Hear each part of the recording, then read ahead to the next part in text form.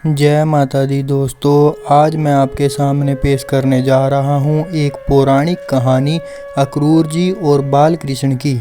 बात उस समय की है जब श्री कृष्ण का जन्म नहीं हुआ था। कंस ने आकाशवाणी को सुनकर अपने पिता राजा उग्रसेन को बंदी बना लिया था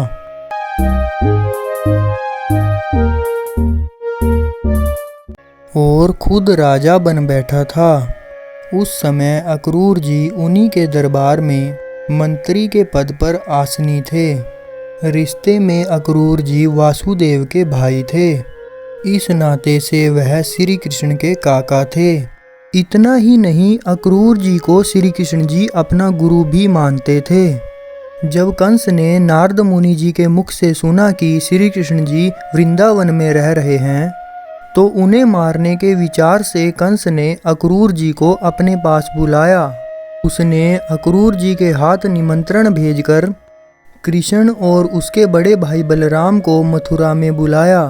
अक्रूर जी ने वृंदावन पहुंचकर श्री कृष्ण को अपना परिचय दिया और कंस के द्वारा किए जाने वाले अत्याचार के बारे में उन्हें बताया। साथ ही आकाशवाणी के बारे में भी श्री कृष्ण को बताया कि उन्हीं के हाथों कंस का वध होगा। अक्रूर जी की बात सुनकर श्री कृष्ण और बलराम उनके साथ कंस के उत्सव में शामिल होने के लिए निकल पड़े।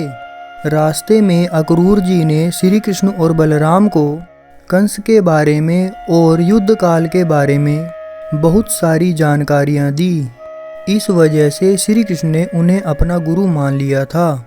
मथुरा पहुंचने के बाद श्री कृष्ण ने कंस को मार गिराया और मथुरा के सिंहासन पर वापस राजा उग्रसेन को बिठा दिया और अक्रूर जी को हस्तिनापुर भेज दिया।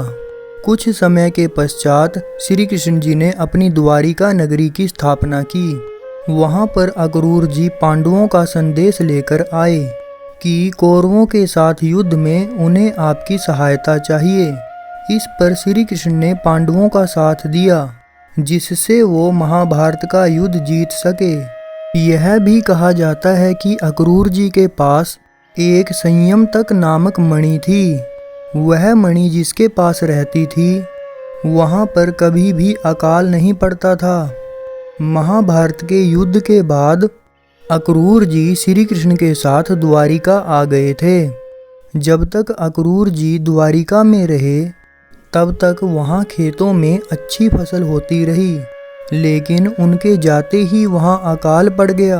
इसके बाद श्री कृष्ण के आग्रह पर अक्रूर जी वापस द्वारिका आए और नगर वासियों के सामने संयम तक मणि दिखाई, जिसके बाद श्री कृष्ण पर लगा संयम तक मणि की चोरी का आरोप गलत साबित हुआ।